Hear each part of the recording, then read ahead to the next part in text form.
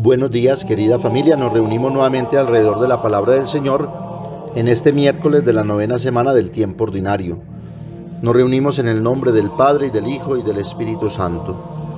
Ven, Espíritu Santo, llena los corazones de tus fieles. Enciende en ellos el fuego de tu amor y renovarás la faz de la tierra. Espíritu Santo, ilumínanos y santifícanos. María, Madre de la Iglesia, ruega por nosotros. Lectura del libro de Tobías, capítulo 3, versículos 1 al 11, 24 al 25. En aquellos días Tobías se echó a llorar, rezaba entre sollozos y decía: Señor, tú eres justo y justas son tus sentencias. Actúas siempre con misericordia, con lealtad y con justicia. Señor, acuérdate de mí, no me castigues por mis pecados, no tengas en cuenta mis culpas ni las de mis padres. Por desobedecer tus mandamientos, nos entregaste al saqueo, al destierro y a la muerte. Nos hiciste refrán y burla de las naciones donde nos dispersaste. Señor, tus sentencias son graves, pues no cumplimos tus mandamientos ni nos portamos lealmente contigo. Señor, haz de mí lo que quieras. Hazme expirar en paz, que prefiero la muerte a la vida. Aquel mismo día, Sara, hija de Raguel, vecino de Rajés, ciudad de Media, tuvo que soportar también los insultos de una criada de su padre. En efecto, Sara se había casado 7 veces y el demonio Asmodeo había ido matando a todos sus maridos apenas se acercaban a ella. Pues bien, Sara regañó a la criada con razón, pero ésta replicó así: que no veamos nunca sobre la tierra hijo ni hija tuya, asesina de tus maridos. ¿Es que quieres matarme también a mí, lo mismo que mataste ya a 7 hombres? Oyendo esto, Sara subió al piso de arriba de su casa y estuvo 3 días y 3 noches sin comer ni beber. Lloraba y rezaba sin cesar, pidiéndole a Dios que la librase de semejante baldón. Por entonces llegaron las oraciones de los dos a la presencia gloriosa del Dios Altísimo, y fue enviado el santo ángel Rafael a curarlos a los dos, que habían elevado sus oraciones a Dios al mismo tiempo. Palabra de Dios. Salmo 24. A ti, Señor, levanto mi alma. Dios mío, en ti confío, no quede yo defraudado, que no triunfen de mí mis enemigos, pues los que esperan en ti no quedan defraudados, mientras que el fracaso malogra a los traidores. Señor, enséñame tus caminos, instrúyeme en tus sendas, haz que camine con lealtad, enséñame porque tú eres mi Dios y Salvador. Recuerda, Señor, que tu ternura y misericordia son eternas. Acuérdate de mí con misericordia por tu bondad, Señor. El Señor es bueno y recto, y enseña el camino a los pecadores. Hace caminar a los humildes con rectitud, enseña su camino a los humildes. Lectura del Santo Evangelio según San Marcos, capítulo 12, versículos 18 al 27. En aquel tiempo se acercaron a Jesús saduceos, de los que dicen que no hay resurrección, y le preguntaron: Maestro, Moisés nos dejó escrito: si a uno se le muere su hermano dejando mujer pero no hijos, cásese con la viuda y dé descendencia a su hermano. Pues bien, había 7 hermanos. El primero se casó y murió sin hijos. El segundo se casó con la viuda y murió también sin hijos. Lo mismo el tercero, y ninguno de los 7 dejó hijos. Por último murió la mujer. Cuando llegue la resurrección y vuelvan a la vida, ¿de cuál de ellos será la mujer? Porque los 7 han estado casados con ella. Jesús les respondió: estáis equivocados, porque no entendéis la Escritura ni el poder de Dios. Cuando resuciten, ni los hombres ni las mujeres se casarán, serán como ángeles del cielo. Y a propósito de que los muertos resucitan, ¿no habéis leído en el libro de Moisés, en el episodio de la zarza, lo que le dijo Dios: yo soy el Dios de Abraham, el Dios de Isaac, el Dios de Jacob? No es Dios de muertos, sino de vivos. Estáis muy equivocados. Palabra del Señor. Continuamos hoy nuestra reflexión con este bellísimo libro de Tobías, que en la realidad caótica, incomprensible e inaceptable que hoy vivimos, nos ayuda tanto no solamente a comprender el sentido cristiano del sufrimiento y del aparente fracaso, sino sobre todo a saber confiar en el Señor y a buscar el medio en el que podemos apoyarnos y que será la única fuente en la que podemos encontrar refugio, paz y serenidad, como es la oración, mas no la oración desesperada que parte solo de la angustia, sino la oración reposada, serena y confiada, dirigida con fe y confianza y esperanza en el único que, compartiendo nuestra misma naturaleza humana y nuestras debilidades, también gritó con lágrimas en los ojos a quien podía salvarlo de la muerte y en su angustia fue escuchado, como dice la carta a los Hebreos 5:7 y como dice también en 2:9, y aquel que fue hecho inferior a los ángeles por un poco, a Jesús le vemos coronado de gloria y honor por haber padecido la muerte, pues por la gracia de Dios gustó la muerte para bien de todos. El sufrimiento parece innato en el ser humano y lo acompaña durante toda su vida como impotencia, límite, finitud y a la vez presagia como su destino final, que es la muerte. El sufrimiento produce sentimientos de angustia, tristeza, depresión y la gran mayoría de veces quejas contra Dios. Y como vemos en la oración de Tobías y de Sara, el sufrimiento adquiere características de lamento, acompañado por el pedido de curación, conversión y súplica de perdón y reconciliación, pues la enfermedad se vincula con alguna falta cometida por la persona o por los padres, como preguntan a Jesús los discípulos cuando cura al ciego de nacimiento: Rabí, ¿quién pecó, él o sus padres, para que haya nacido ciego? Juan 9:2. El hombre en el sufrimiento está siempre solo, y esto porque el sufrimiento es la dimensión más profunda del misterio de la persona humana. La experiencia de esta soledad es la experiencia de todos los días. El viejo Tobías y la joven Sara se sienten desilusionados de la vida porque ninguno está en grado de comprenderlos y de compartir su drama. Es como el retrato de nuestra realidad hoy.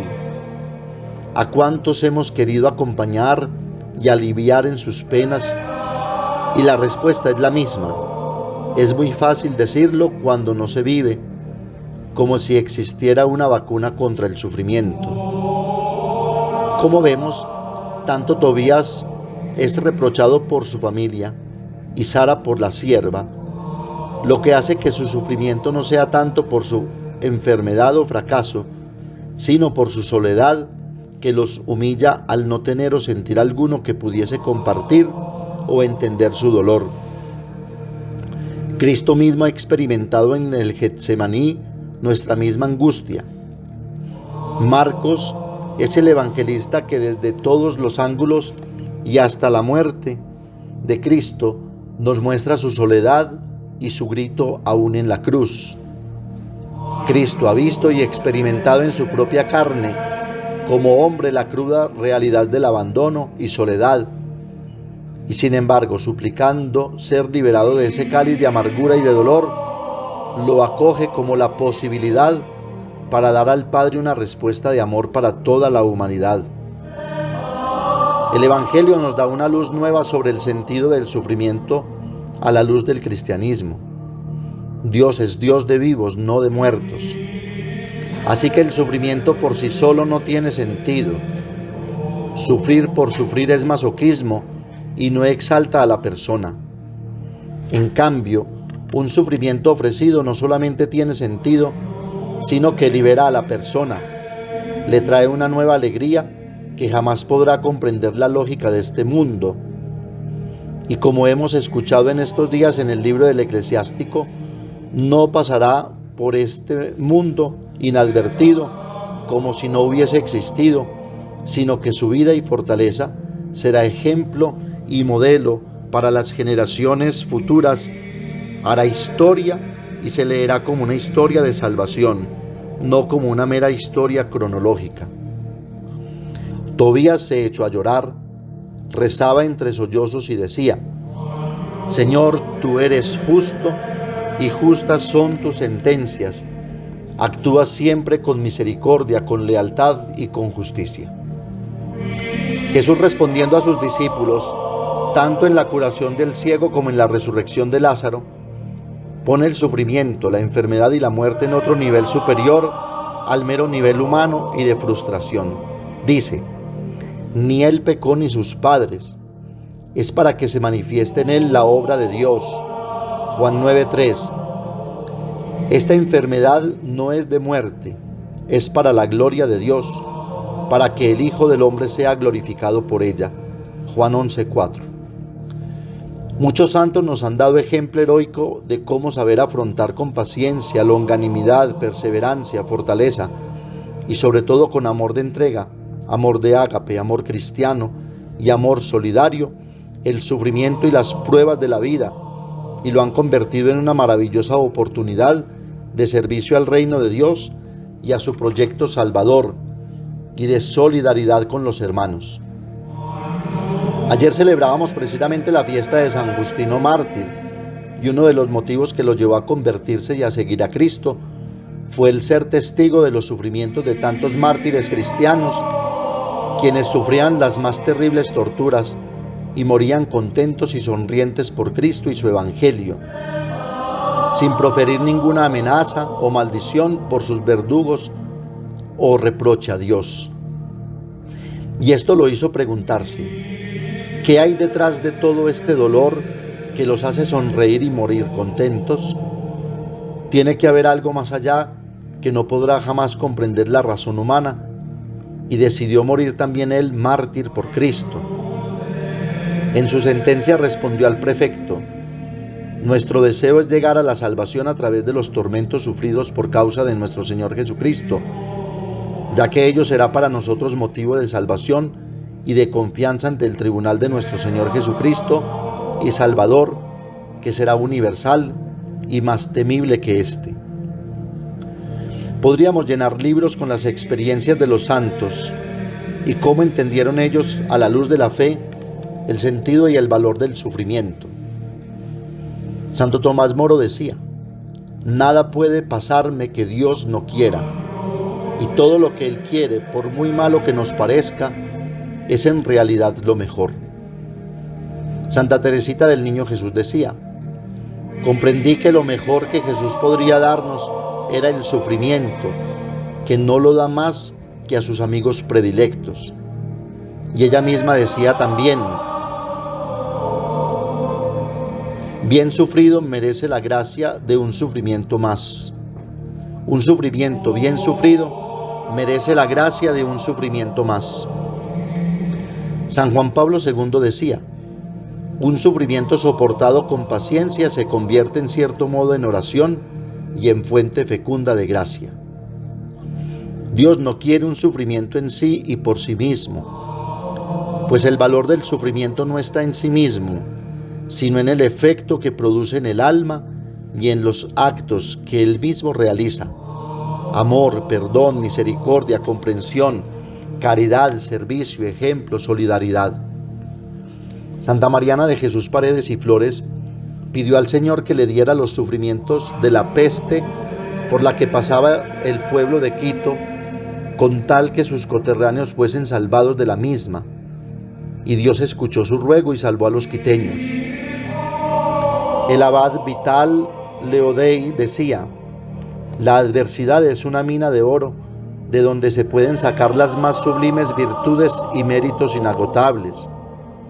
Y Luis de Blasi decía: recibe con amor, como si fueran regalos que Dios te envía con mucha estima, todas las adversidades, ya vengan del cielo o de los elementos o del demonio.